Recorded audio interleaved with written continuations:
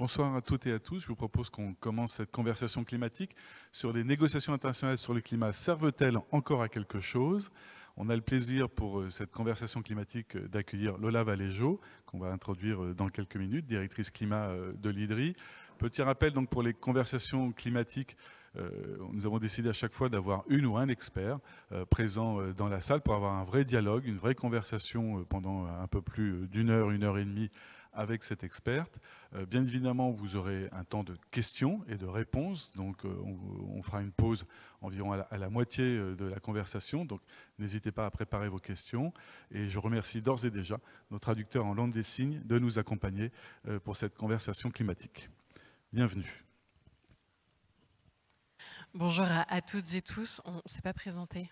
On va juste un petit mot pour vous dire qui nous sommes. Donc, Elsa Mesquel, moi je travaille à la ville de Paris et j'ai en charge un département qui s'appelle Démocratie climatique au sein du pôle climat de la direction de la transition écologique et du climat. Et donc Yann Françoise, adjoint au directeur de la transition écologique et du climat de la ville de Paris. Voilà, bonjour, bonsoir, Lola. Lola Valéjo, donc vous êtes, Yann l'a rappelé, directrice du programme climat à l'IDRI. Alors l'IDRI, je vais juste développer, donc l'Institut du développement durable et des relations internationales, qui est un think tank indépendant qui facilite la transition vers le développement durable. Vous avez aussi récemment été nommée coprésidente du programme de travail sur l'atténuation de la Convention cadre des Nations Unies sur les changements climatiques, la fameuse CNUC. On va un peu reparler aussi de ces acronymes au sein des négociations. Merci beaucoup d'être avec nous ce soir. Cette conversation, elle est importante aujourd'hui parce que après quelques mois après la COP28, la 28e conférence internationale sur le climat, vous nous aiderez ce soir un peu à décrypter les enjeux des relations internationales qui sont liées au climat. Et puis, vous nous aiderez en fait à nous faire une opinion sur cette fameuse question qui va nous occuper ce soir. Les négociations climat servent-elles encore à quelque chose? Merci beaucoup d'être avec nous ce soir. Alors avant de débattre sur est-ce que les négociations climatiques ont encore un rôle et un enjeu pour notre planète, on va essayer de revenir, d'essayer de comprendre justement comment le climat est rentré progressivement dans les négociations climatiques avant de devenir un peu une référence annuelle en chaque fin d'année. Il y a une COP climat maintenant chaque fin d'année. Lola, justement, pour toi, depuis le temps qu'on se connaît, pardon, pour toi, depuis quand, à quel moment, peut-être saillant, les négociations climatiques, COP ou pas COP, sont rentrées dans le débat public? Merci beaucoup déjà, merci beaucoup pour l'invitation et merci à vous d'être là ce soir. Alors, on peut dire qu'on a commencé à parler environnement dans la sphère internationale en 1972 avec la première conférence sur l'environnement qui s'est déroulée à Stockholm. Et c'est la conférence, par exemple, qui a présidé à la création de l'Organisation des Nations Unies sur l'environnement, l'UNEP en anglais. Mais les choses sérieuses ont commencé 20 ans plus tard, en 1992, au sommet de la Terre de Rio, qui est un sommet dont il faut dire le titre en entier parce qu'il est éclairant. C'était le sommet sur l'environnement et le développement. Et il a quelque part posé les bases des négociations internationales sur l'environnement, parce qu'il a été à la base d'une première convention avec des principes qui illustrent la tension qu'il y a entre la préservation de l'environnement, mais aussi le fait qu'il faut avant tout préserver le développement humain, et c'est-à-dire l'accès à la croissance économique et à la richesse matérielle. C'était aussi une tension qui était là dès 1992. Après cette convention-là, il y a eu 3 conventions, dont la Convention climat, qui ont été créées. Donc la Convention cadre sur les changements climatiques, on en a parlé, mais aussi 2 autres qui sont moins bien connues. La Convention sur la diversité biologique et une sur la lutte contre la désertification. Donc il faut bien avoir en tête que ce n'est pas uniquement une question climatique, ces négociations internationales, et elles sont au moins sur ces 3 sujets, mais il y a aussi beaucoup d'autres instruments juridiques internationaux qui régissent d'autres domaines, par exemple une convention sur le droit de la mer internationale, et il y a aussi beaucoup d'autres conventions qui sont liées à la préservation,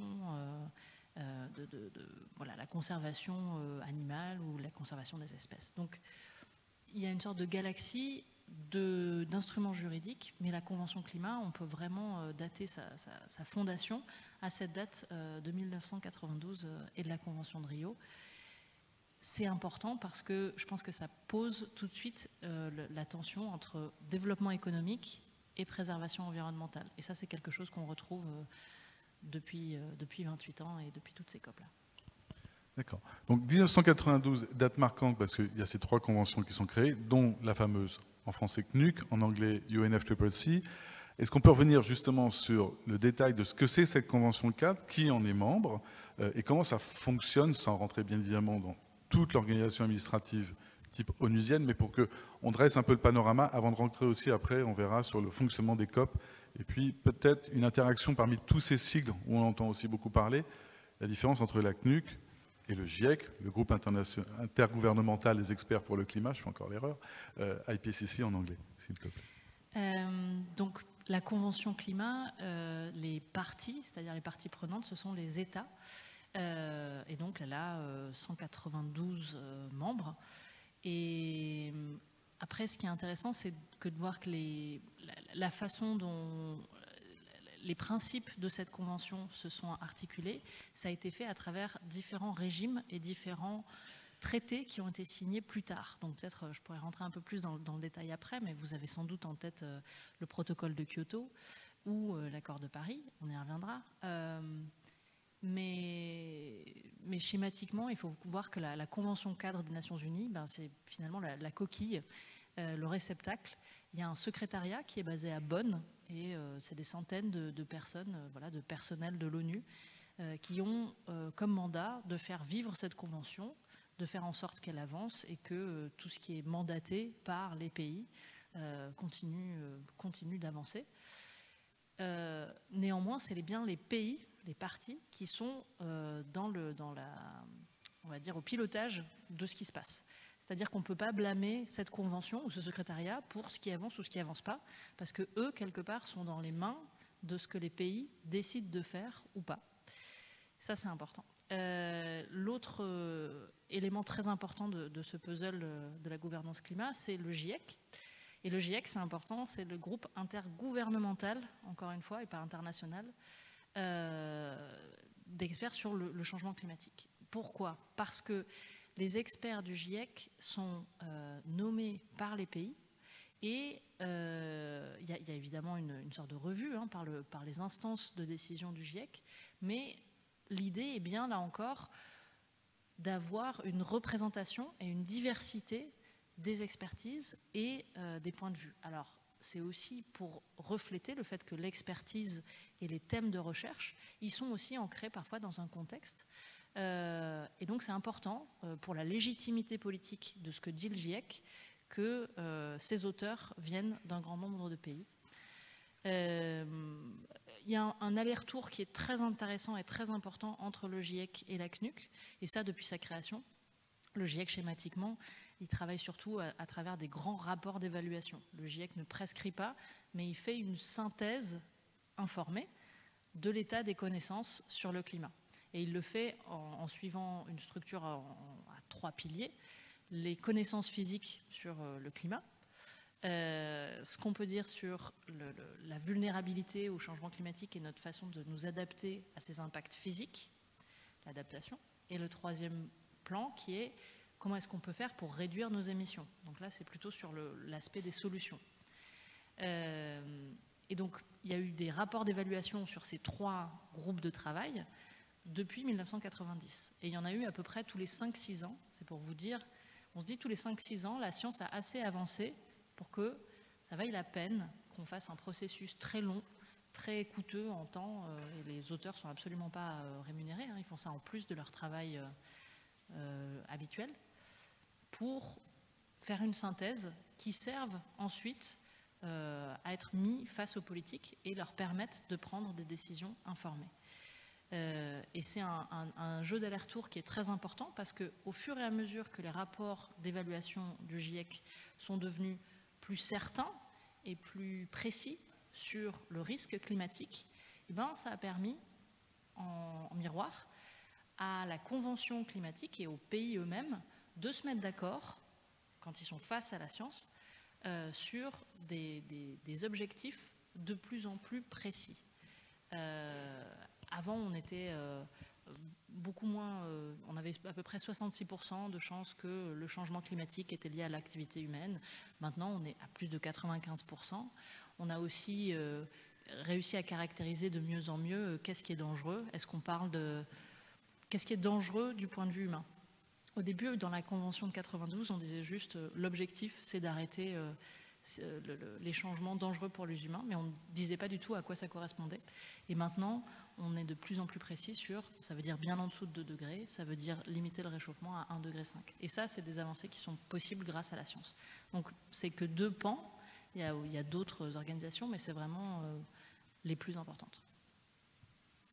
Alors, vous avez parlé de cycle de 5 ans sur l'actualisation de ces données, cette connaissance. Les COP, on commence un peu à avoir aussi ce rythme qui s'inscrit où tous les ans, on entend parler de la COP, mais on en entend parler pendant 15 jours, voire un peu moins parfois. Il y a une sorte d'irruption médiatique un peu autour des COP, mais globalement la COP c'est pas juste 15 jours dans l'année. Et vous avez commencé à adresser justement le secrétariat de la CNUC, tout ce qui peut un peu préparer ce moment clé de l'année. Mais comment ça se passe en fait? Comment ça se prépare au long cours, ce travail en fait un peu continu? Alors les COP c'est un peu la face émergée de l'iceberg parce qu'effectivement il se passe beaucoup de choses tout le reste de l'année.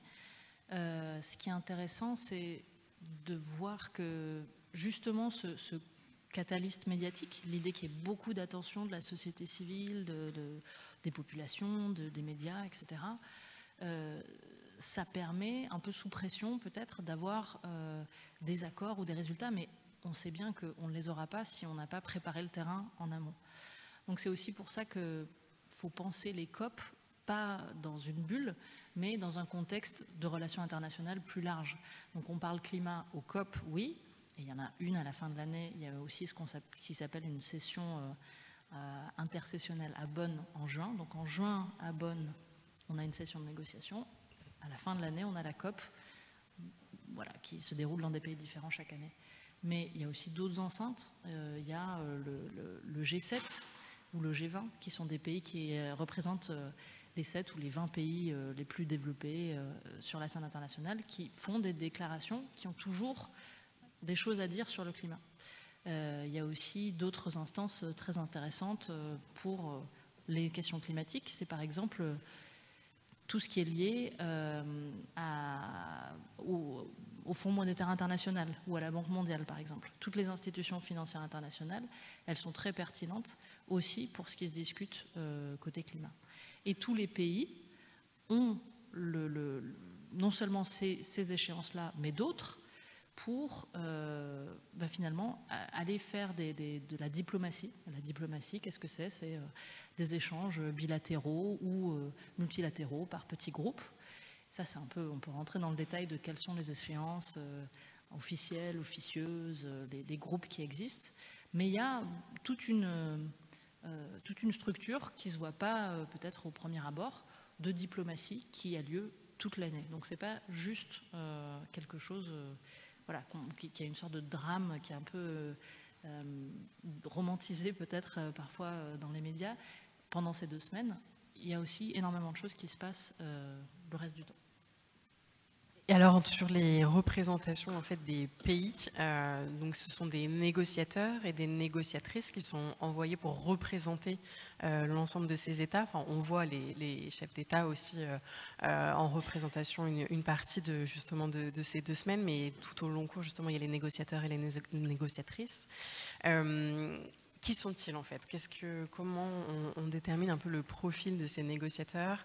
Et peut-être qu'ils ont évolué en fait, puisque vous disiez que justement les premières COP, on n'était pas tout à fait dans la même urgence ou dans la même décision en tout cas. Peut-être que ces profils ont un peu évolué au cours du temps. Vous pouvez nous en dire plus? Alors les COP, elles ont beaucoup changé de nature. Déjà, elles ont beaucoup changé de taille, c'est-à-dire que depuis 1995 à peu près, qui est la première COP, on avait à peu près maximum 10 000 participants et beaucoup moins, mais jusqu'à il y a, on va dire, 4 ans à peu près, c'était ça la norme d'une COP. Pour comparaison, la dernière COP28 à Dubaï, c'était 10 fois plus de participants. C'était près de 100 000 participants enregistrés. Donc c'est devenu vraiment quelque chose de un peu monstrueux. Mais ce n'est pas du tout que des négociateurs qui sont parmi ces participants-là. On pourrait expliquer les COP un peu comme deux parties, si on pense au Festival d'Avignon ou au Salon de l'Agriculture, enfin, suivant ce qui vous parle le plus. Il y a un peu des événements officiels, mais il y a aussi ce qu'on pourrait appeler le off, ou beaucoup de petits pavillons. Et ces deux zones très importantes, mais qui ne se rencontrent pas forcément pendant la COP, qui coexistent. La négociation elle-même, c'est quelle déclaration on va avoir en sortie de COP, quelles décisions on va faire sur différents points qui sont à l'agenda. Et le off, on va dire, c'est tous les pays du monde, il faut imaginer, ont, enfin pas tous les pays, mais ceux qui peuvent se le permettre, et ça aussi c'est important, ont un petit pavillon où ils font ce qu'on appelle des side events, c'est-à-dire des petits événements où ils organisent des choses qu'ils veulent mettre en avant, soit de l'expertise qu'il y a chez eux, soit des sujets qui leur tiennent à cœur. Et donc c'est aussi une façon de voir qu'est-ce que c'est que les priorités sur cette question climatique de beaucoup de pays. Mais là j'ai parlé des pavillons, ça se voit aussi à travers la taille des délégations. Les pays n'ont évidemment pas les mêmes ressources et pas les mêmes moyens. Donc il y a des pays qui ont des énormes délégations et d'autres toutes petites. Avec des toutes petites délégations, c'est difficile de suivre évidemment l'ensemble des sujets qui sont à l'agenda, parce que l'agenda aussi a connu une sorte d'inflation très importante. Mais ça veut dire aussi que c'est pas simple de peser à égalité. Maintenant, il faut faire attention aussi aux raccourcis, parce que les deux délégations les plus importantes, par exemple à la dernière COP, c'était les Émirats Arabes Unis et le Brésil. C'est pas pour dire que c'est forcément les pays les plus développés qui ont les plus grosses délégations. Ça veut dire que dans les personnes que les pays incluent, il y a en fait beaucoup de personnes qui ne sont pas là pour négocier au nom des pays et qui sont, on va dire, dans l'écosystème d'influence d'un pays. Ça peut être des entreprises que le pays choisit d'accréditer, ça peut être des personnes, je ne sais pas moi, du monde académique ou de la recherche. Et je pense que c'est aussi ça la question sur cette grosse inflation de participants qu'on a vue ces derniers temps. J'ai regardé un petit peu par curiosité les derniers chiffres. Sur les 100 000 participants de la dernière COP, il y avait 15 000 d'ONG et il y avait 25 000 accrédités par les pays et à peu près 50 000 qui étaient accrédités par les pays, mais qui n'étaient pas là pour parler au nom des pays dans les salles de négociation. Donc ça, c'est un petit peu technique, mais c'est juste pour dire que c'est aussi devenu quelque chose d'hybride, que même quand on est à l'intérieur, on a parfois du mal à suivre exactement pourquoi il y a autant de gens, qu'est-ce qu'ils font, de quoi ils parlent. Et c'est aussi devenu une sorte de grosse foire expo du climat, parce qu'on est sûr qu'on va voir l'essentiel des personnes qui travaillent sur ce sujet-là au niveau mondial. Ça a aussi ses vertus, mais ça pose des questions en termes de qu'est-ce que c'est que l'objet de ces réunions-là. Juste un complément, effectivement, comme tu disais, avec la très bonne expression du off, du in, c'est entre guillemets aussi le off qui est rentré dans le in. Entre guillemets, c'est cette fameuse zone verte qui était réservée normalement aux sociétés civiles, où ça pouvait débattre de l'autre côté, on va dire, des négociateurs, qui progressivement, depuis Paris, mais en fait surtout récemment, et tout à coup rentrer dans cette zone de négociation sans finalement, comme tu dis, se parler, quoi. Mais le off est rentré dans le in, en fait. Et il y a même un off-off maintenant à côté, quoi. Oui, il y a la société civile qui est très active et très visible pendant ces négociations, aussi pour faire des actions coup de poing et des actions médiatiques, pour faire des demandes, pour essayer d'influencer les négociateurs. Mais bon, c'est pas que comme ça qu'on va avoir de l'impact. Je pense que c'est important parce que ça permet d'envoyer des messages, mais il faut aussi arriver par des voies détournées de diplomatie pour essayer de faire passer des messages et de construire des argumentaires et des offres pour essayer de faire bouger les positions. Et cette croissance, en fait, du coup, de la participation dans les COP, est-ce que c'est aussi lié au fait qu'on intègre de plus en plus des des sujets multiples. Vous avez évoqué au début que effectivement les conventions sont organisées par grandes thématiques, mais quand on parle du climat, on le voit bien en fait dans les dernières conférences. On y parle, vous avez mentionné, des droits de l'océan, on y parle aussi des droits humains, des questions de genre, des minorités. Il y a beaucoup de sujets qui sont sur la table. Est-ce que ça aussi, c'est un facteur qui amène davantage d'acteurs qui n'étaient pas forcément présents au début des négociations? Alors ça, c'est un élément. Je pense que même juste quand on se concentre sur ce qu'on peut vraiment considérer comme relevant du domaine climatique, en fait, c'est gigantesque. Parce que quand on parle de l'atténuation, la réduction des émissions, en fait, on parle d'absolument tous les secteurs. Oui, on va parler beaucoup d'énergie, parce que les 3/4 des émissions de gaz à effet de serre sont liées au secteur énergétique. En fait, l'énergie, c'est la production d'électricité, mais aussi les fossiles qui sont utilisés dans absolument tous les secteurs, le transport, mais le bâtiment, l'agriculture, aussi des sujets liés à la conservation et à la préservation des forêts, mais aussi à l'agriculture. Donc, juste l'atténuation, c'est complexe. Maintenant, on parle ensuite d'adaptation. Donc là encore, on parle de beaucoup d'aléas qui impactent tous les secteurs de l'économie.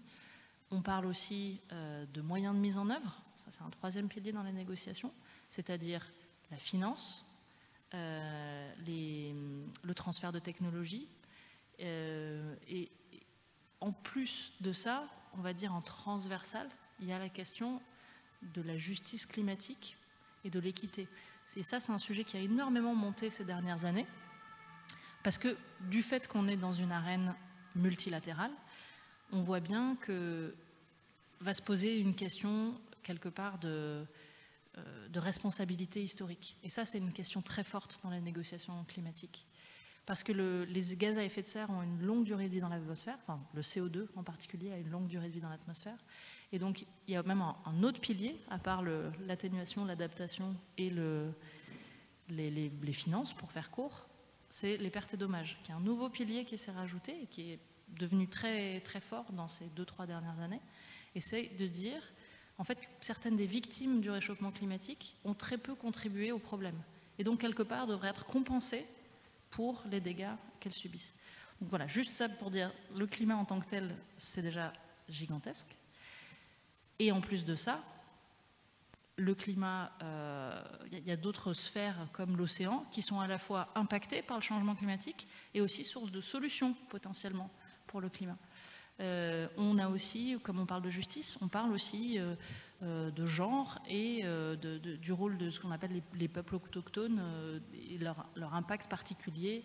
Enfin, voilà, à la fois leur rôle en tant que gardien de certains écosystèmes particulièrement importants du point de vue climatique et aussi du fait qu'ils soient particulièrement affectés des effets actuels. Donc il y a toute une galaxie de sujets autour, mais même le climat en tant que tel, réduire les émissions, s'adapter aux impacts, la finance, et je rajouterais même les pertes et dommages, en soi, c'est des sujets gigantesques.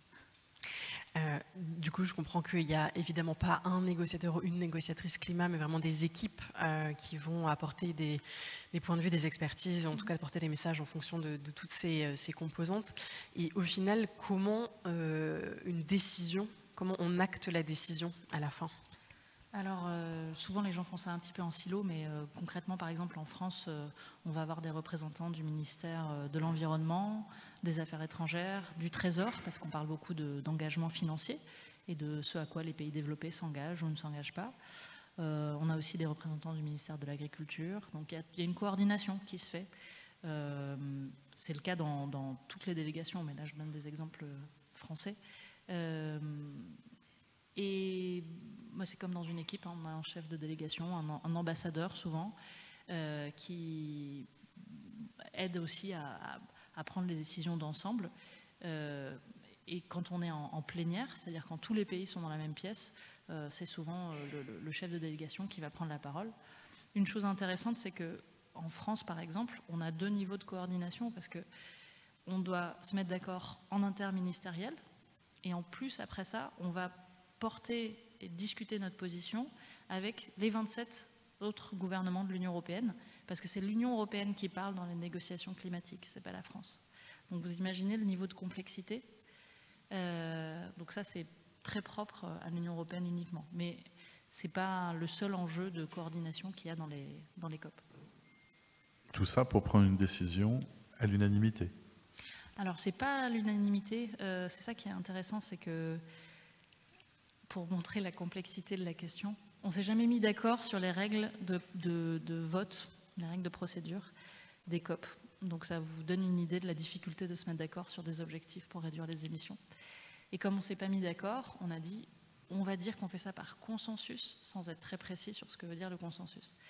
Concrètement, oui, si on a un veto très fort, on ne va pas adopter une décision. Mais parfois, si on considère que en fait, l'équilibre de la pièce est derrière nous, on peut quand même avancer. Je pense à 2 anecdotes.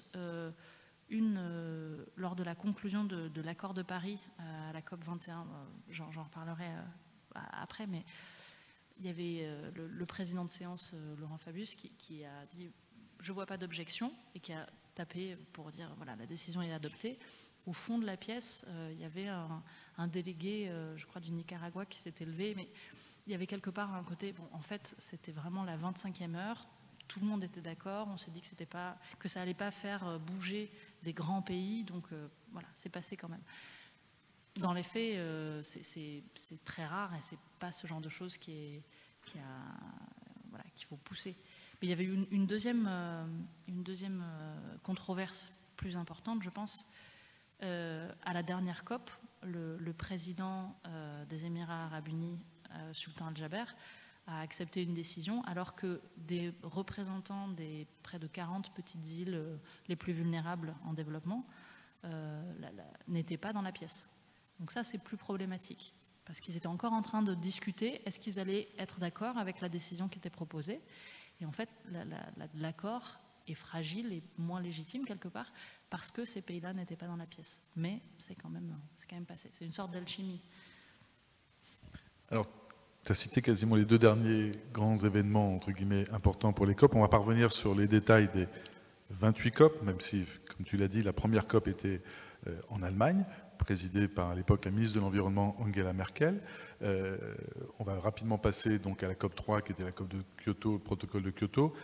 Nous, celle qui a marqué, bien évidemment, le territoire, parce que ça porte juste le nom de la ville, même si c'était au Bourget, c'est l'accord de Paris. Est-ce qu'on peut revenir sur l'impact de l'accord de Paris dans les négociations internationales avant de revenir sur la dernière décision de Dubaï?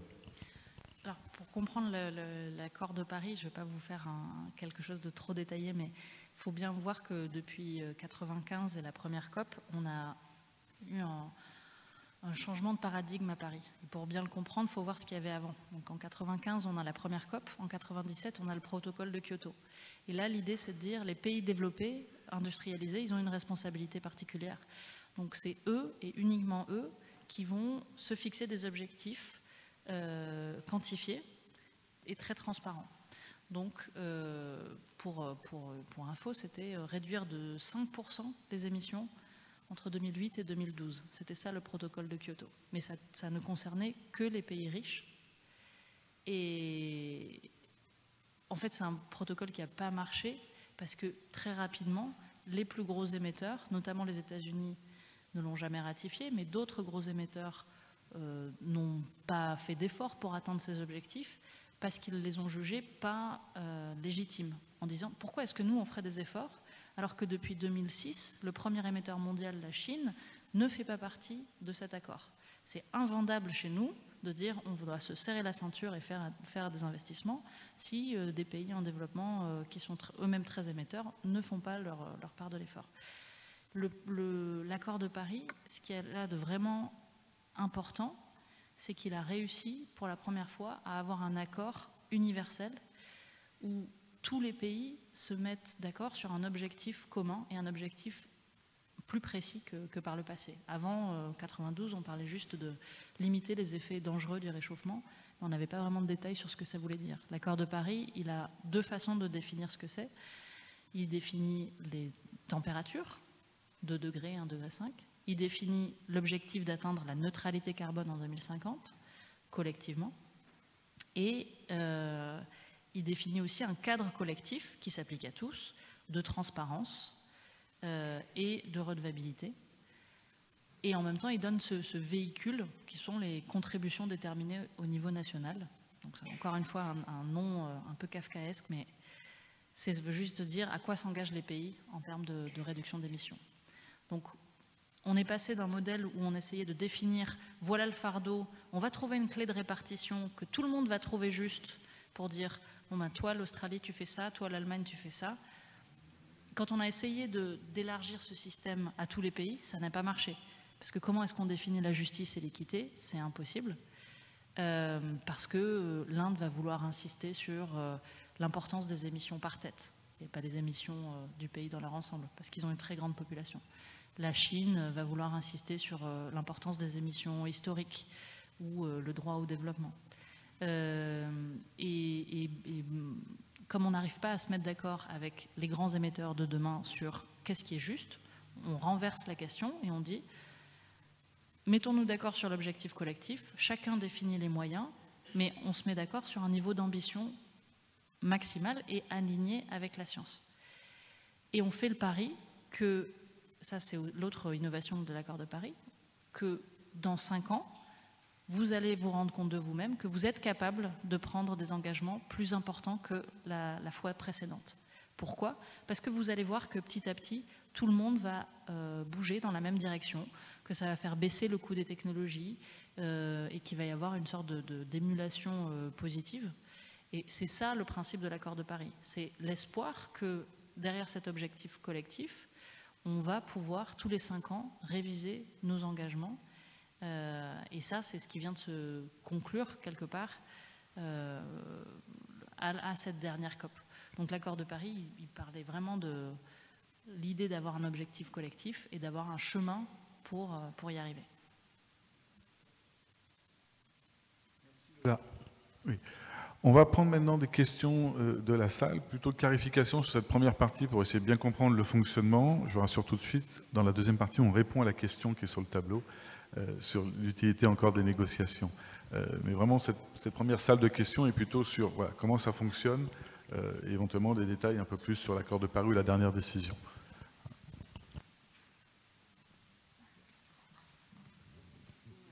On va prendre une série de questions. Merci. Et Lola. Merci Lola pour cette première partie. Je voudrais savoir quel est le poids que prennent les experts économistes dans les négociations internationales. Enfin, tu as parlé du FMI, de la Banque mondiale, dans les COP, mais aussi dans en général, dans les rapports du GIEC, dans la CNUC. C'est quoi le poids que prennent les experts économistes? J'avais 2 questions. Alors, la première, c'est sur la COP. 7 et 27, j'ai oublié laquelle. Est-ce que dans les premières COP, il n'y avait que des pays européens ou c'était déjà à l'échelle internationale? Et la deuxième question, je me demandais...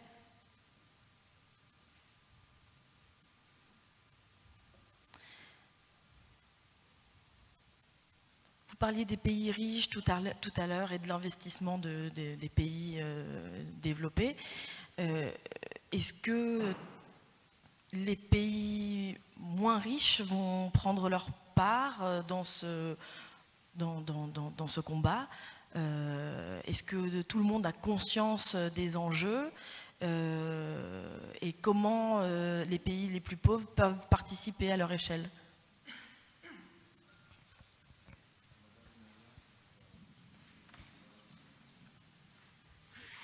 Bonsoir, merci Madame Lola pour l'intervention. Ma question, elle concerne l'ETF, le Enhanced Transparency Framework. Donc le cadre de transparence pour obtenir les données de façon standardisée de tous les pays pour pouvoir avoir une mise à l'échelle de tous les pays qui ont en fait les mêmes données qui vont être transmises au CNUC. Et je voulais savoir, ce cadre, il a été lancé il y a, je pense, 2 ans et il prendra jusqu'en 2030 pour être mis en application parce que les experts doivent être formés, les pays, etc. Et je voudrais savoir, une fois que ce cadre sera mis en place, est-ce qu'il aura un caractère contraignant justement dans l'obtention de ces objectifs collectifs? Merci. On fait une première salve de réponse peut-être, entre autres pour le code contraignant. Merci. Sur la question du poids des experts économistes, je pense qu'il faudrait définir, on pourrait passer longtemps à comment est-ce qu'on définit ça. En tout cas, la question de l'économie et de la finance, elle est absolument centrale. Et il y a vraiment un lien très fort entre l'ambition qu'on peut demander notamment aux pays en développement et les moyens qu'on est capable de mettre en face. Ça passe par des transferts internationaux, mais ça passe aussi par les conditions d'investissement et les conditions du fonctionnement du système financier. C'est pour ça que les dernières années, la COP, elle a fait beaucoup d'appels du pied pour dire, en fait, ce qu'il faut faire pour être à l'échelle, c'est réformer le système financier international, ce qui n'est pas une mince affaire. Donc, je dirais que le FMI et la Banque mondiale, depuis quelques années, ont de plus en plus de pression pour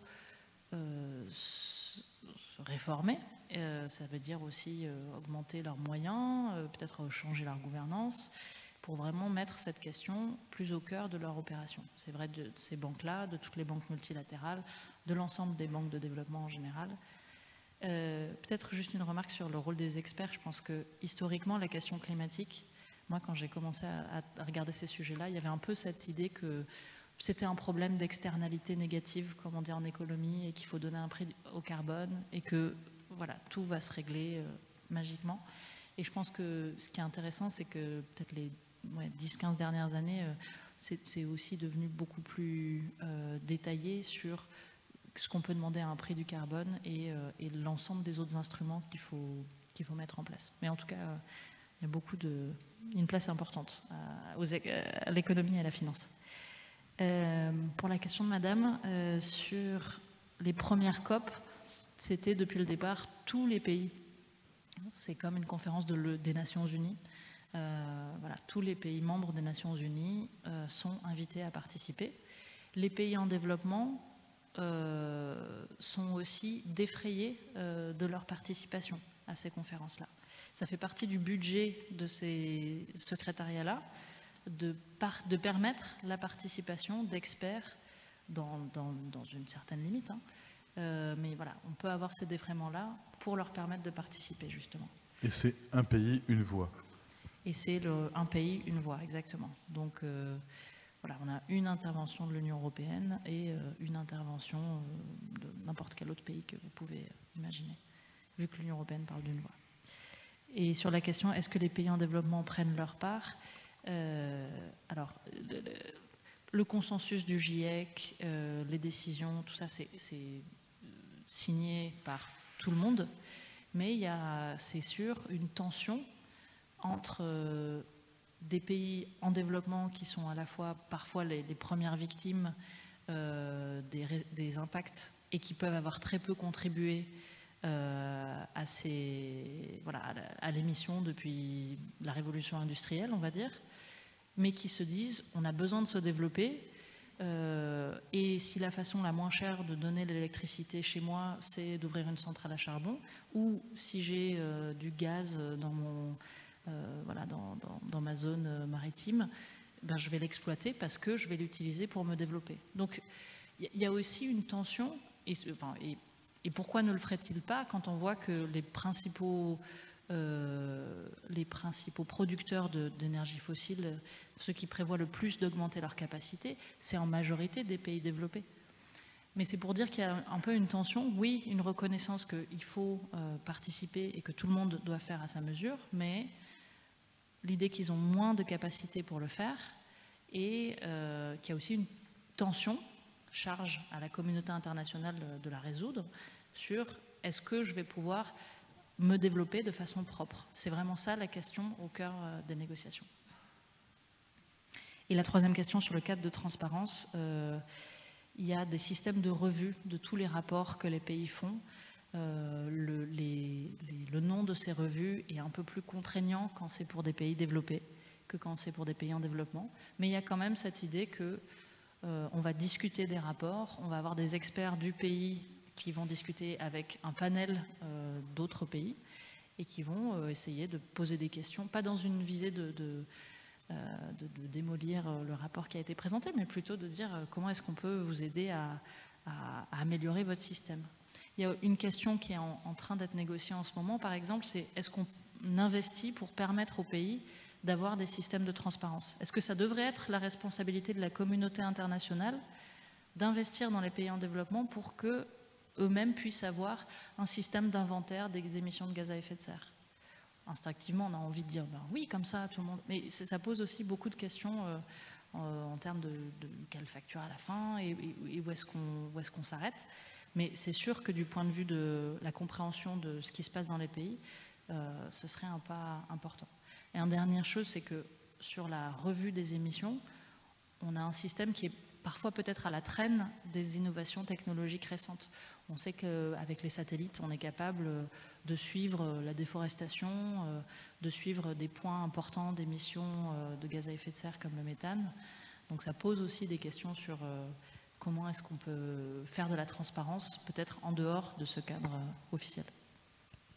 On peut prendre une deuxième série de questions, peut-être de l'autre côté un peu de la salle, pour tout le monde. Merci beaucoup pour tous ces éclairages. Pour revenir un peu sur cette dernière question, concrètement, donc comme la COP21 avait suscité beaucoup d'espoir, qu'est-ce qu'il en est aujourd'hui? Parce que c'est vrai que des fois on a l'impression que le système n'est pas assez contraignant ou trop laxiste. Merci.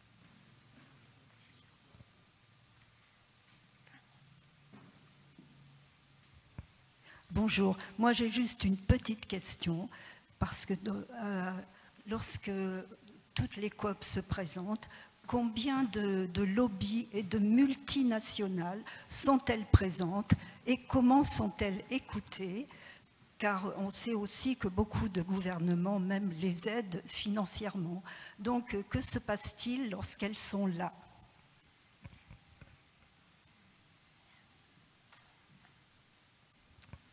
Depuis la COP21 qui a eu lieu à Paris, me posait la question de savoir quelles ont été les mesures les plus intéressantes qui ont été prises par l'ensemble des pays et quels ont été les pays qui ont le plus contribué dans la lutte contre le réchauffement climatique. Est-ce que la France fait partie des bons élèves, par exemple?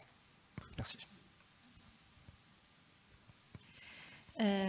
Alors, c'est une question vraiment facile, mais merci de les poser. La COP21 a suscité beaucoup d'espoir. Qu'est-ce qu'on peut en dire? La première réponse, c'est de dire ça ne marche pas, les émissions continuent d'augmenter. Il faut voir que les émissions de gaz à effet de serre, c'est aussi un gros paquebot. Donc juste regarder les émissions en sortie, ça ne permet pas forcément de rendre justice de l'ensemble des dynamiques qui ont été à l'œuvre depuis. On pourrait discuter longtemps, n'empêche qu'il y a des notions qui n'existaient pas du tout dans l'imaginaire collectif, dans les sociétés, dans les entreprises, qui sont l'objectif de 1,5. Moi, quand j'ai commencé à travailler sur le climat, on parlait que de 2 degrés. Maintenant, on parle que de 1,5 parce qu'on a compris que voilà, 1,5 c'était déjà des dégâts très graves. On a aussi, pour moi, la neutralité carbone s'est imposée comme un concept. Et on voit évidemment le pire comme le meilleur, parce que c'est un objectif qui est lointain et qui a l'air parfois de greenwashing. Je sais qu'il a été très décrié. Néanmoins, du point de vue physique, c'est la seule façon de rendre compte de l'énormité du défi et du besoin de réduire les émissions de CO2 à zéro, enfin en net, et en gros de décarboner notamment complètement le secteur de la production électrique. C'est une de la multiplicité des solutions qu'il faut mettre en œuvre. Néanmoins, elle est très importante. Et je pense que ça, c'est par exemple une des choses que l'accord de Paris a permis. Mais évidemment, il ne faut rien lâcher et c'est une bataille qui va encore se dérouler sur des années pour décliner ça dans des échelles qui ont des dents et qui permettent des changements sur le terrain. Oui, un objectif international, c'est bien. Il faut qu'il se décline au niveau national. Il faut qu'il se décline en projet au niveau local. Il faut que les projets aussi se fassent sans tension avec l'environnement, avec les populations. Il faut que ça se fasse dans des conditions décentes. Enfin, il y a énormément de choses qui sont très... Voilà, de la coupe à la lie, il y a énormément de chemin encore à parcourir. Est-ce que c'est trop laxiste? Je pense que c'était aussi reconnaître le fait qu'on peut donner des objectifs très précis, très quantifiés. Néanmoins, si on n'a pas réussi à convaincre le Canada dans les années 2000, pourquoi est-ce qu'on arriverait à convaincre l'Inde aujourd'hui? On ne peut pas décréter les choses d'en haut. C'est aussi un principe de réalité. Néanmoins, l'accord de Paris, il a quand même aussi permis de cranter des signaux qui ont été repris par une industrie. Enfin, je veux dire, les investissements dans les énergies propres cette dernière année, ils sont presque 2 fois plus importants que les investissements dans les énergies fossiles. Est-ce que ça suffit? Non. Mais il y a des choses qui changent et qui se sont énormément accélérées ces dernières années. Le rôle des lobbies et des multinationales, en fait, les négociations climat, elles ont toujours fait une place à la société civile. La société civile, ça inclut aussi les entreprises. Et après, la question, c'est est-ce qu'on interdit aux entreprises qui représentent des intérêts fossiles d'avoir un badge dans les COP? C'est légitime, il y a des gens qui plaident pour ça. Il faut aussi voir que je pense que la majeure partie des réserves fossiles aujourd'hui, elles sont aux mains de compagnies nationales. C'est Saudi Aramco, Sinopec et notamment ADNOC, la compagnie émirati. Le président de la dernière COP, il est le PDG de cette compagnie et le président de la COP. C'est une contradiction et en même temps, ça reflète la réalité dans laquelle on est. On a des intérêts nationaux forts qui, évidemment, se reflètent dans les positions des pays et, évidemment, ont un impact sur ce qu'on arrive à négocier à 192 pays. Donc, je pense qu'elles sont, bien sûr, elles sont là, les entreprises fossiles. Et quelque part, il faut faire avec, à mon avis, parce que c'est aussi très lié à des intérêts souverains, nationaux. Il y a aussi d'autres initiatives qui ne sont pas du tout d'accord avec ça, donc il y a évidemment beaucoup de positions là-dessus. Les mesures les plus intéressantes et qui sont les bons élèves, comment est-ce qu'on définit qui est le bon élève? Désolée de repartir dans de la philosophie, mais est-ce que quand on est la Suède, par exemple, qui a des capacités d'énergie, des pays qui ont, par exemple, de la capacité à avoir de l'électricité hydraulique, ben ça vous décarbone beaucoup votre mix électrique. Et ça ne dépend pas de vous. Est-ce que vous avez une rivière qui a un débit suffisant? C'est aussi une façon d'avoir de l'électricité pilotable, pas de cher. Bon. Il y a des pays qui sont très dotés en forêt, donc quand on regarde leur bilan au global, on peut dire bon, leur bilan il se rapproche de la neutralité. Donc bon, on est aussi quelque part tributaire des conditions du pays. Pour autant, je pense que ce qui devrait être un marqueur important, c'est est-ce que les pays continuent d'investir, surtout quand ils ont les moyens de ne pas le faire, dans l'expansion de leur capacité fossile. Pour moi, ça c'est un marqueur important. La France, on a une part importante de nucléaire dans notre mix électrique, donc quand on regarde juste cet indicateur-là, on peut dire que la France est plutôt un bon élève. En même temps, nos émissions de transport, par exemple, qui représentent notre principal poste, elles n'ont pas beaucoup décru. Et en tout cas, ni en France ni en Europe, et on est pourtant les bons élèves qui faisons le plus, on est aligné avec le rythme des réductions qu'il faudrait avoir.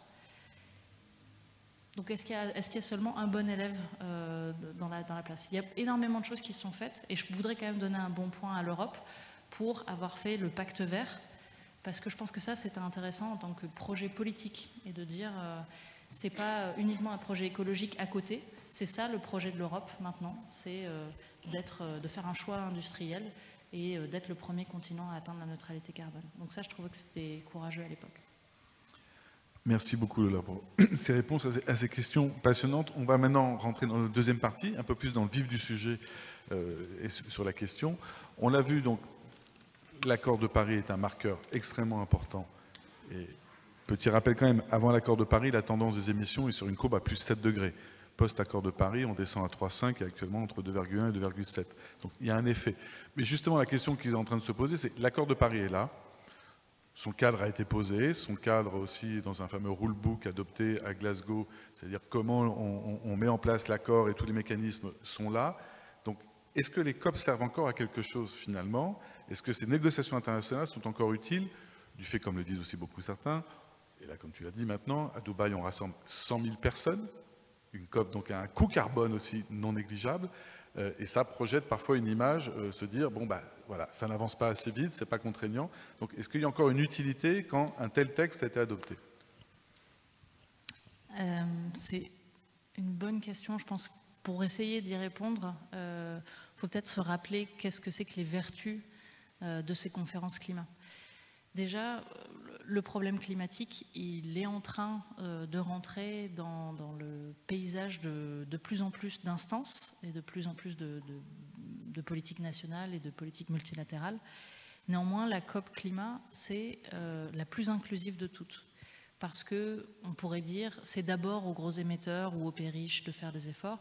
Là, c'est le seul endroit où on a le temps de confronter les petites îles en voie de développement qui sont menacées de submersion, avec des pays très émetteurs, avec des pays qui sont un peu sur le fil parce qu'ils sont à la fois victimes du changement climatique et en même temps ils veulent profiter de la manne fossile en disant bah, si vous l'avez fait, pourquoi pas nous?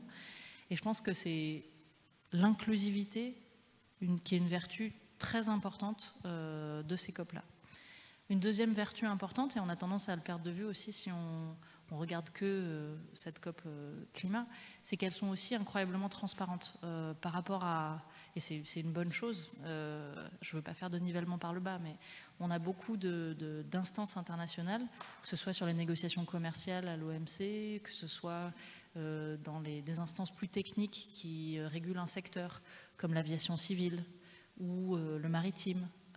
Là, on sait quel pays dit quoi, et il y a une très forte présence des ONG, et on a vraiment une bonne compréhension quand même de ce qui se joue, même si évidemment il y a encore des zones d'ombre, mais le fait qu'elles grandissent, ça montre aussi que c'est transparent, et c'est aussi parce qu'elles récupèrent beaucoup de sujets qui sont connexes au sujet climat.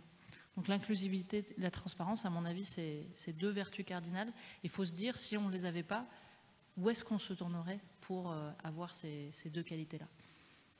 Maintenant, la question de l'efficacité, évidemment, elle saute aux yeux quand on voit les émissions qui continuent d'augmenter.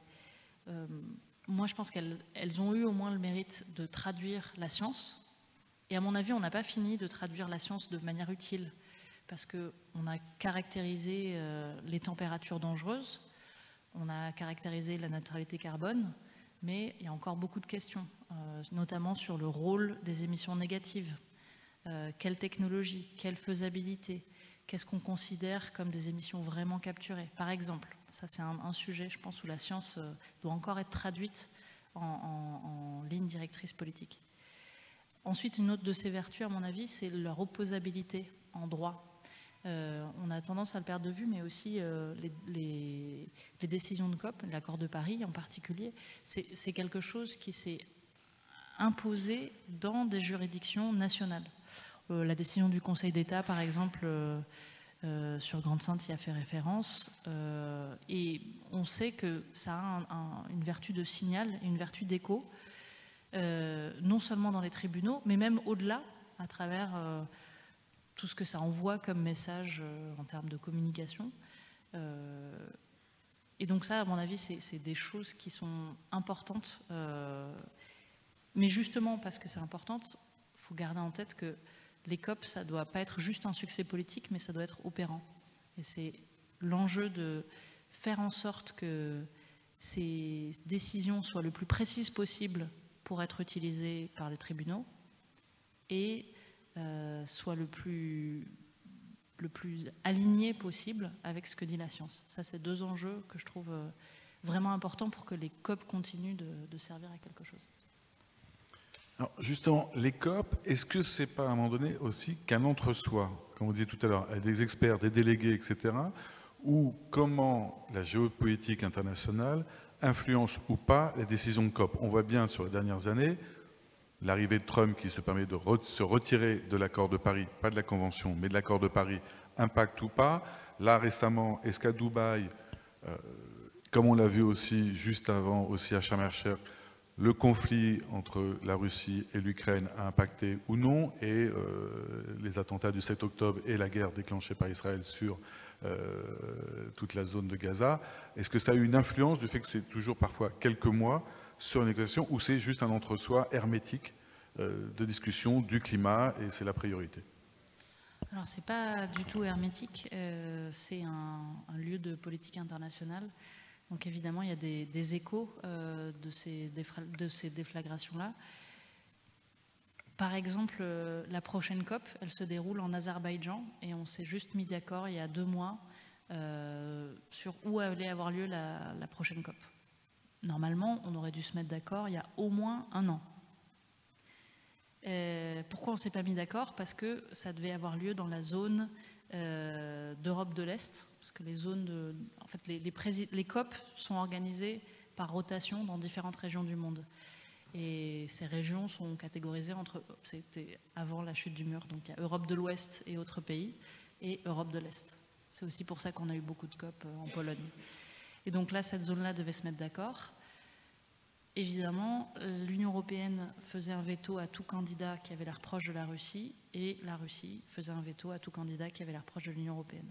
Donc juste pour donner un tout petit exemple, mais évidemment l'impact le plus important de cette guerre, c'est que l'Union européenne s'est coupée de l'approvisionnement en gaz russe, et essaye de le faire en tout cas, et a fait d'ailleurs a réussi en très peu de temps à vraiment baisser sa production, enfin sa consommation de gaz russe. Mais ça a eu des impacts en chaîne sur d'autres pays. Par exemple, le Bangladesh, qui avait prévu de s'approvisionner en gaz, il y a eu un renchérissement sur les marchés à cause de la tension causée par cet appel d'air de l'Union européenne. Et donc, elle a réinvesti dans du charbon. Donc voilà, deux exemples sur l'impact de la guerre en Ukraine, par exemple, sur les négociations internationales. Mais il y en aurait beaucoup d'autres.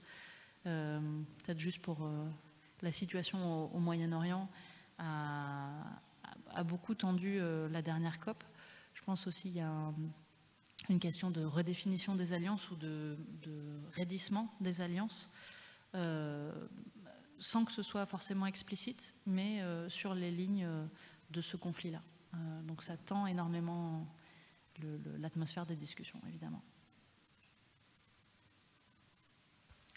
On va s'acheminer un peu vers notre dernière séquence et on va essayer de redescendre un peu à l'échelle des villes, à l'échelle de Paris aussi, et de voir un peu comment nous, en tant que citoyens et citoyennes, on trouve aussi une place dans cette dimension internationale des négociations climatiques. Je voulais d'abord, en fait, avant de faire cette descente d'échelle, reparler un peu de la place de la société civile. Donc ça, c'est ce que vous nous avez bien expliqué, c'est que ça a beaucoup évolué à travers les différentes COP. Et si on avait 2 zones bien distinctes, on comprend que maintenant, ça commence un peu à s'entremêler. Et on a même maintenant, quasi obligatoirement, je crois, une représentation tout du moins de la jeunesse, des pays autochtones autour de table en fait. Et ça, est-ce qu'aujourd'hui c'est quelque chose qui est véritablement pris en compte et considéré? Est-ce que leur parole pèse véritablement dans le débat, ou est-ce qu'on est sur quelque chose qui reste encore cosmétique? Alors peut-être pour répondre à cette question, il faut voir que ce qu'on appelle les parties prenantes liées aux organisations non gouvernementales, elles sont organisées en constituency, en bon français, des coalitions. Donc on va avoir les voix des business, des entreprises. On va avoir les voix de la jeunesse, on va avoir les voix de la recherche. Et à chaque fois que... Il y en a d'autres. À chaque fois que, par exemple, la présidence veut faire des consultations auprès des parties prenantes, la société civile, ils vont devoir consulter l'ensemble de ces coalitions-là. et donc c'est important qu'elles soient là. Je pense que ça fait partie de la légitimité et de la transparence du processus. Et ils sont là aussi pour porter la voix de toutes les personnes qui ne sont pas représentées dans les COP. Je pense que c'est une vertu cardinale de ce processus qui est cette diversité de points de vue, même si ce n'est pas des acteurs qui ensuite sont là dans les salles de négociation. Ils ont le droit de participer, d'observer les pays et ce qu'ils se disent, et de faire valoir leur point de vue. Parfois, c'est sur des questions aussi techniques que l'organisation des COP, comment faire en sorte pour qu'ils soient mieux écoutés dans des bonnes conditions. Et par exemple, les COP ont souvent des journées thématiques. Donc on va avoir la journée liée aux enjeux jeunesse, ou à l'éducation, ou à l'égalité homme-femme, par exemple. Voilà, ça fait partie, on va dire, de la tapisserie de ce qui se passe dans une COP. Et il y avait une deuxième question que j'ai oubliée, désolée. Voilà. Non, la question c'était celle-ci en fait. Est-ce que véritablement ils ont une voix? De quelle façon elle est portée? Vous y avez répondu. Ou est-ce qu'on était plutôt dans un affichage en fait de effectivement faire rentrer la société civile autour de la table, mais sans leur donner véritablement de poids dans le débat? Après, c'est vrai qu'ils n'ont pas de siège dans la salle de négociation ils sont entendus, mais ils ne pèsent pas à égalité avec la voix d'un pays. Surtout que les pays sont organisés en plus comme coalition de pays, soit d'intérêts communs, soit zone géographique, soit un mélange des deux. Et donc voilà, un pays du groupe, le groupe africain des négociateurs, ou le groupe des petites îles, le groupe latino-américain. Ça, c'est des coalitions qui vont peser quand même plus lourd, je pense, que les délégués qui représentent ces coalitions-là. Néanmoins, c'est important qu'ils soient là dans la pièce parce qu'ils rendent compte et ils arrivent à faire entendre des voix parfois discordantes de ce qui est discuté dans la pièce, et ça fait partie du processus de redevabilité. Et dans les coalitions que vous avez mentionnées, on n'a pas parlé des villes. Alors les villes on a un peu du mal à comprendre pourquoi elles ne sont pas présentes, même si évidemment au départ c'est une discussion au niveau des États, que les engagements sont pris au niveau des États. Mais derrière, effectivement, vous l'avez aussi mentionné au début de la conversation, la réalisation des projets, elle se fait à un niveau beaucoup plus local. Alors les villes, elles ont fait leur premier pas en quelque sorte à la dernière COP. Est-ce que vous pouvez nous dire en quoi c'était différent des représentations de villes qu'on avait pu avoir auparavant, plutôt côté société civile, et comment aujourd'hui quelle est leur entrée dans cette négociation internationale? Je dirais déjà que les villes et je dirais les autorités locales en général, elles jouent un rôle important quand même depuis longtemps, en particulier pendant l'administration Trump. Quand les États-Unis ont dit qu'ils allaient se retirer de l'accord de Paris, c'était important que le gouverneur de Californie organise un sommet qui donne aussi la part belle aux autorités locales américaines. C'était une façon de dire aussi, même si notre gouvernement veut se retirer, nous on est nombreux à avoir un intérêt, et leur slogan c'était on est encore, we're still in, on est encore dans l'accord de Paris. Donc je pense que c'est important. À mon avis, une des vertus de l'entrée des villes dans ces processus-là, c'est, de même que l'entrée des business dans ces négociations-là, c'est aussi d'exprimer des demandes sur le rôle que doivent avoir les États pour leur permettre d'aller plus loin, et aussi de faire valoir leur action.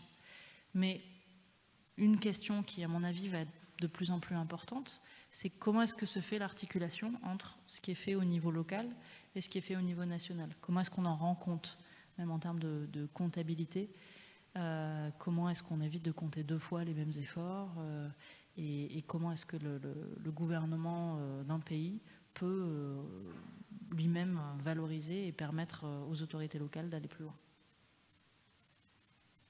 finalement, si ces villes, aujourd'hui, elles ont une voix qui porte dans les négociations internationales, nous, en tant qu'habitants de ces villes, est-ce qu'on peut essayer justement d'entrer en résonance dans ces négociations? Quels sont nos leviers d'action pour justement interpeller qui? À quel moment, en fait, on peut se mettre en mouvement, alors individuellement ou collectivement, pour justement prendre part et faire porter notre voix aussi? Alors, pas dans tous les pays, mais en tout cas, ces dernières années, en tout cas en France, je vois que c'est devenu un moment aussi très médiatique. Et je pense qu'il y a aussi une vertu à utiliser ça comme une mise à l'agenda. Et se dire, ça permet d'avoir des conversations sur l'ambition climatique et ce qu'il faut avoir. Évidemment, comme la COP, ça ne commence pas à ces moments-là, mais c'est très important d'utiliser son rôle de citoyen dans la façon qu'on a de voter pour des candidats ou des programmes qui vont mettre ça en avant et qui vont faire des propositions concrètes, de s'engager en dehors dans voilà, des activités associatives ou des initiatives qui vont permettre de faire des projets intéressants au niveau local. Ça peut être aussi simple que voilà, si on est à Paris, qu'on habite dans des appartements, de motiver sa copropriété pour investir dans des solutions de ventilation ou d'ombrage pour se préserver des fortes chaleurs l'été. Enfin, ou alors recréer des espaces verts quand on a bétonné partout. Il y a plein de choses qu'on peut faire sur son lieu de vie. Il y a aussi l'importance de son lieu de travail. Et je pense que, je l'ai dit rapidement, mais ces dernières années, les COP, elles sont aussi devenues intéressantes parce qu'elles ont lancé des perches quelque part dans beaucoup d'instances techniques, financières, liées au secteur privé. Et je pense qu'il faut aussi se dire que c'est important que ces questions soient prises et soient prises dans le bon sens dans toutes ces arènes-là. Donc quelque part, quel que soit son niveau d'activité ou son secteur d'activité, on peut, chacun à notre échelle, être aussi un ambassadeur de cette question-là, là où on se trouve et avec nos moyens d'influence à nous. Parce que c'est aussi ça qui va faire la réalité de la transformation, c'est d'avoir plein de petits ambassadeurs partout. Je suis à l'Académie du climat, mais je ne sais pas si vous avez un programme comme ça. Ok, très bien. Je promets, on ne s'est pas coordonné avant. Merci beaucoup. On propose de prendre quelques questions à nouveau si vous en avez. Je vais faire circuler le micro par là. Merci. Moi, j'ai une question au sujet de la décroissance. Est-ce que c'est quelque chose dont on discute dans ces COP où on pense que la réduction des émissions va être atteinte juste avec le progrès technique? Merci.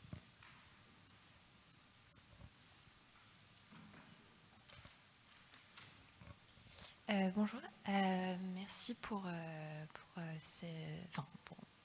ces paroles. J'ai une petite question, peut-être en relation avec ce que vient de dire monsieur. J'ai deux questions en fait. Déjà quand vous parlez de négociation dans les COP, comment ça se forme, ça se fonctionne? Est-ce qu'il y a des thématiques? Et du coup, à la fin de ces thématiques, est-ce qu'on a des objectifs? Déjà juste pour savoir un petit peu la forme.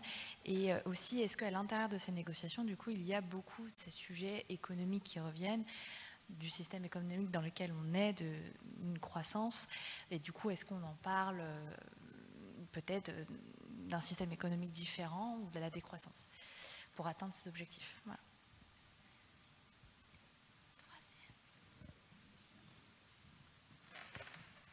Oui, merci beaucoup. Je voudrais revenir à l'accord de Paris, et notamment à Laurent Fabius, qui avec son petit marteau tape et dit « Ah oui, mais c'est bon, tous les 200 États sont d'accord pour qu'on ne dépasse pas 2 degrés, et même, on va faire mieux, on va faire 1,5 degré. » Bon. Tout le monde sait pourtant que c'est archi faux. Disons, même si on sous-estime, disons, beaucoup en disant 2 ou 1,5, on sait parfaitement qu'on sera plutôt à 4 ou 5 à la fin du XXIe siècle. moi je serai mort, mes enfants seront morts.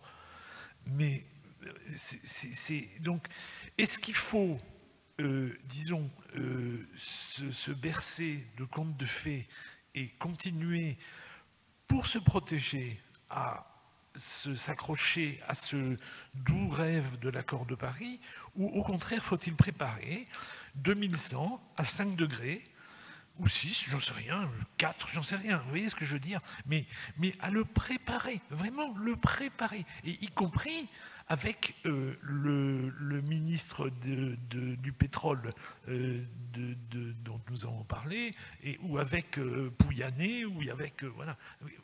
Enfin, moi, je n'arrive pas à comprendre pourquoi les COP sont aussi gnouls.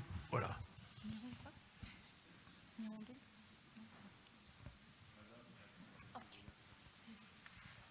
Oui, merci de votre intervention. Je voulais savoir par rapport à l'Europe, vu qu'on est tous différents, est-ce qu'il y a vraiment de problèmes pour arriver à des accords? Parce qu'il y a une seule parole. Et j'imagine déjà, quand on voit ce qui se passe dans le Parlement européen, comment on peut arriver à avoir un consensus? On commence, c'est bon? Oui. Merci beaucoup.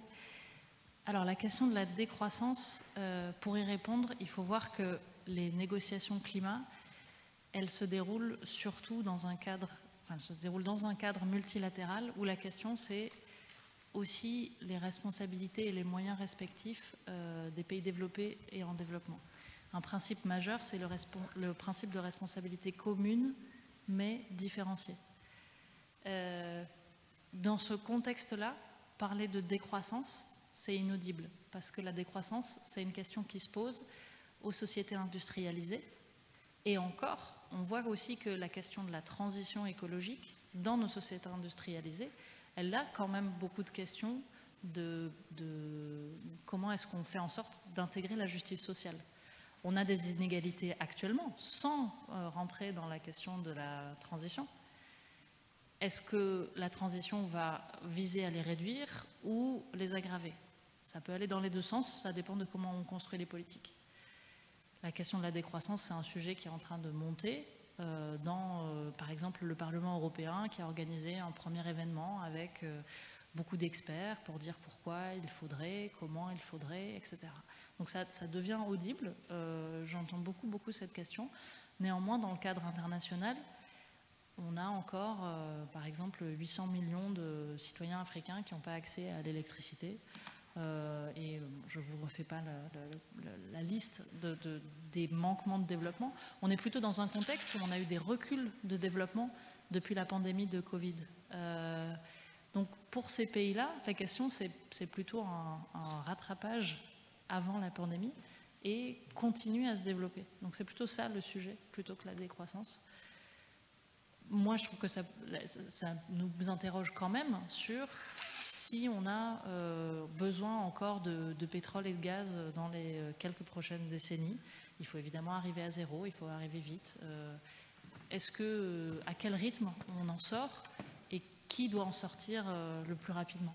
Et qui continue à en produire? Je pense que c'est plutôt, à mon avis, c'est ces questions-là qui sont les plus urgentes et sur lesquelles on peut s'appuyer aussi sur une société civile organisée pour essayer de peser sur ces débats-là. Concrètement, les négociations, comment est-ce que ça se passe? C'était la deuxième question. Il faut imaginer qu'il y a beaucoup de sujets à l'agenda.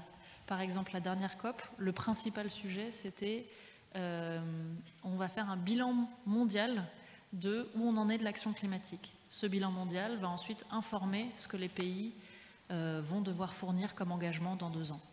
Donc comment est-ce qu'on se met d'accord sur une décision qui fait le bilan de là où on en est de l'action climatique? Ce n'est pas les rapports du GIEC, ce n'est pas le processus technique qui a conduit à cette décision, mais c'est une salle de négociation.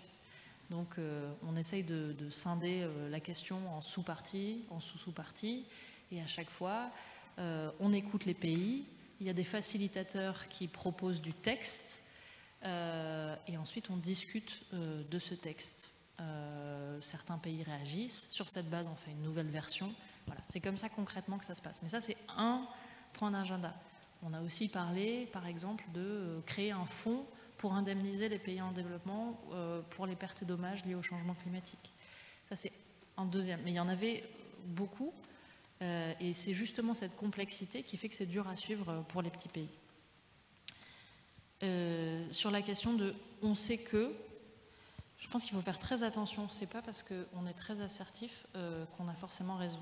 Et on ne sait pas qu'on sera à 4 ou 5 degrés. Moi, je me référence à l'Agence internationale de l'énergie, qu'on ne peut pas taxer d'être des doux rêveurs, qui parle du fait que c'est extrêmement difficile. Néanmoins, tenir l'objectif de 1,5 degré, c'est encore atteignable. Pourquoi est-ce qu'ils se basent là? Pourquoi est-ce qu'ils prennent cette position, qui est très controversée? C'est parce que dans les 2 dernières années, suite à l'agression russe en Ukraine justement, on a vu une telle accélération dans les investissements dans le solaire notamment, les véhicules électriques notamment. On voit que c'est devenu un enjeu de politique industrielle et un enjeu stratégique. Ça fait déjà 10 ou 15 ans que la Chine fait des investissements monstrueux dans ces secteurs-là. Les États-Unis sont en train d'essayer de construire une industrie. L'Union européenne essaye de structurer aussi une réponse à ça. On voit qu'il y a des choix stratégiques qui sont faits et une accélération qui est telle que si on arrivait à poursuivre cette accélération sur les autres leviers qu'il faudrait déployer, on serait en mesure de tenir le 1,5. Après, on n'a pas du tout fermé la question de quelle société on veut. Et là, je mets vos 2 questions en rapport. On peut imaginer se reposer sur les consommations actuelles, on peut envisager de repenser la façon dont on se déplace, on peut dire qu'on a besoin de voitures électriques de 5 tonnes avec des énormes écrans plats ou pas.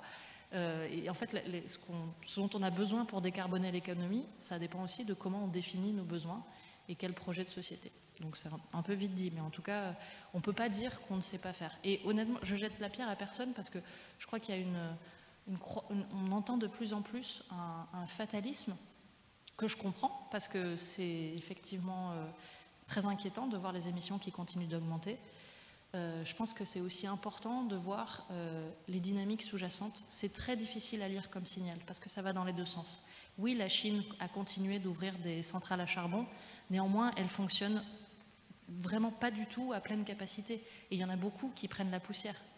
Et en même temps, on a eu des problèmes de sécheresse, parce que le changement climatique est déjà là. Donc la production hydroélectrique, elle était en baisse.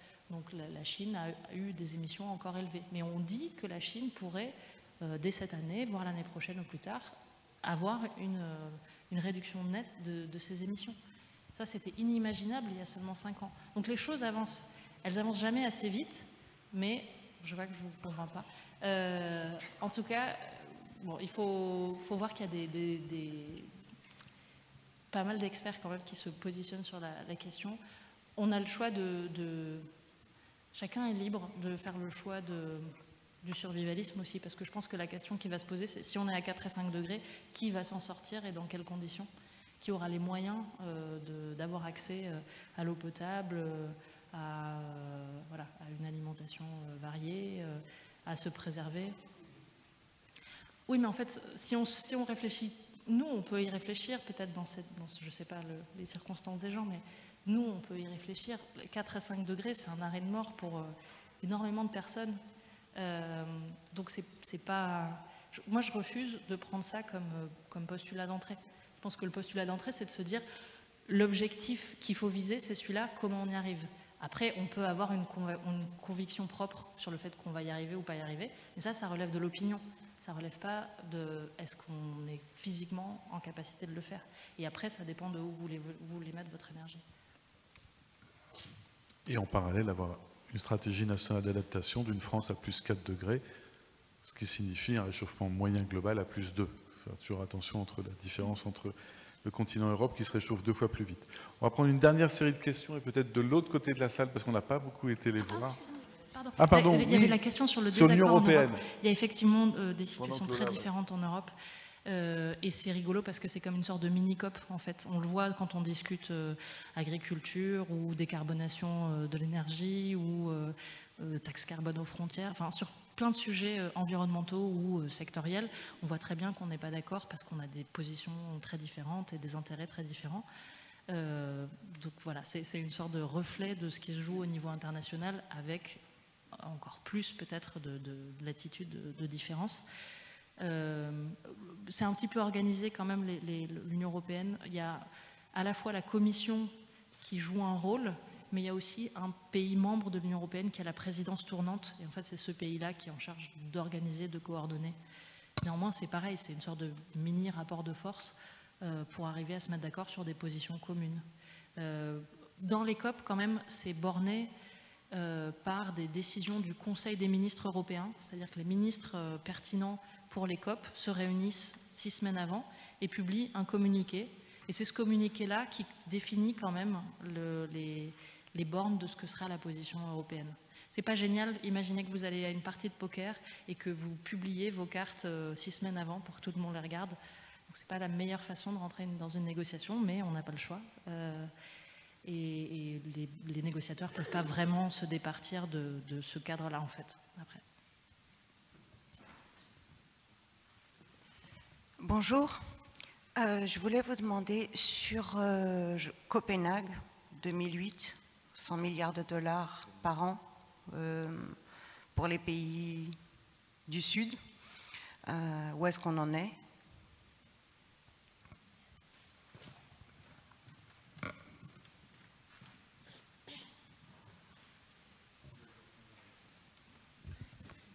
Bonsoir.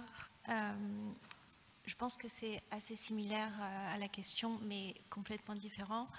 On a parlé des mécanismes qu'on met en place pour justement juger de nos progrès, et notamment les plans d'action qu'on a mis en place au niveau, j'imagine, local, régional, nationaux. Qu'est-ce qu'on en a appris? Est-ce qu'on est déjà en mesure d'avoir assez de recul pour dire ça a marché, ou alors ça a marché dans certains cas et ça traîne dans un autre contexte? Et est-ce qu'on continue justement dans cette lancée, ou qu'est-ce qui a évolué depuis?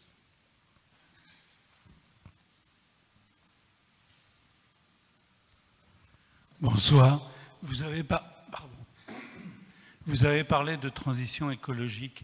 Est-ce que c'est un concept qui est manié souvent dans les COP?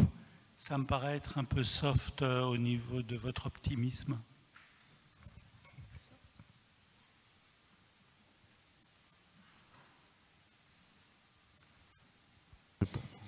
Donc, c'est bon pour Tatou? Oui, alors j'ai la première question. C'est 100 milliards Copenhague 2009. 100 milliards Copenhague 2009, c'est bien de retenir que c'est une décision à Copenhague et ce n'est pas que l'échec du non-accord. Oui. Copenhague, c'était le non-accord et en même temps un fonds vert pour le climat où les pays en développement avaient une voix au chapitre sur comment on dépense l'argent. Ce qui n'est pas le cas de la Banque mondiale ou d'institutions multilatérales, où c'est les bailleurs, les payeurs en fait, qui sont dans le board des directeurs. 100 milliards, d'après la dernière estimation de l'OCDE, on était à 87 milliards l'année dernière. C'est un recul, un échec, parce qu'on devait atteindre 100 milliards en 2020. Et voilà, l'OCDE projette qu'on l'atteindrait peut-être en 2023. Pardon. Par an, oui c'est ça, c'est 100 milliards par an à partir de 2020. Et donc on était à 87 en 2022 et l'OCDE dit on pourrait l'atteindre en 2023. C'est 3 ans ou 4 ans trop tard et ça joue aussi dans la défiance très forte qu'il y a entre pays développés et pays en développement, et c'est vraiment un torchon qui brûle très fort dans les négociations. Je pense que c'est aussi à relier à la question de la réforme du système financier international, parce que pour être à l'échelle des besoins, même 100 milliards, c'est très en deçà des besoins réels, on a besoin de repenser les règles du jeu et de mieux armer l'ensemble des institutions de développement. Le mot transition écologique n'est pas utilisé, c'est un terme français que je reprends, mais on parle de climat, on parle de plus en plus aussi de l'interaction avec les questions biodiversité, et je pense que ça va continuer à augmenter parce que si on se repose sur des solutions qui ont une emprise terrestre importante, alors ça va entrer en conflit aussi avec l'objectif biodiversité. Donc ça, encore une fois, ça dépend de quel objectif on veut se donner et quels moyens. Enfin, l'objectif, on peut se mettre d'accord dans des termes vagues, mais après, de là à faire un plan d'action, il y a beaucoup à dire et à faire. Qu'est-ce qui va dans le bon sens?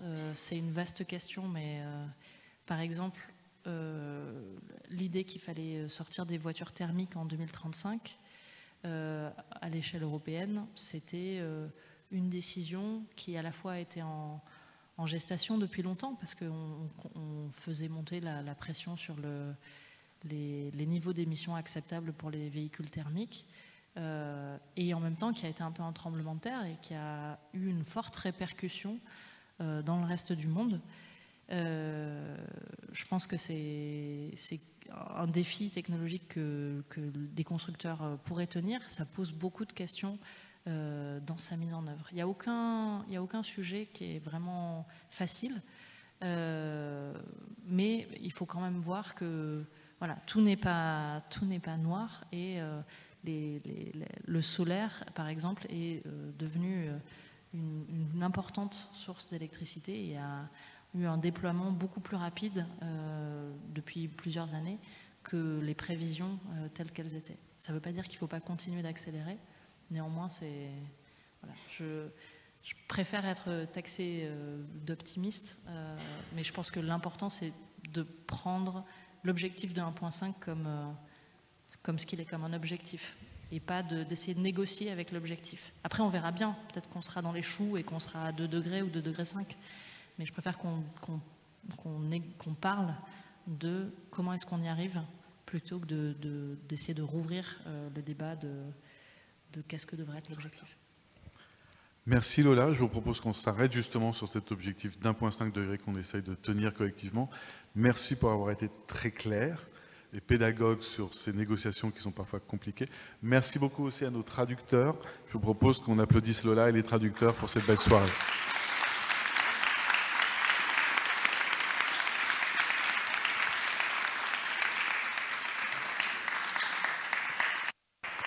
Merci beaucoup. Merci à tout le monde et bonne soirée à toutes et à tous, et à bientôt pour une prochaine conversation climatique à l'Académie.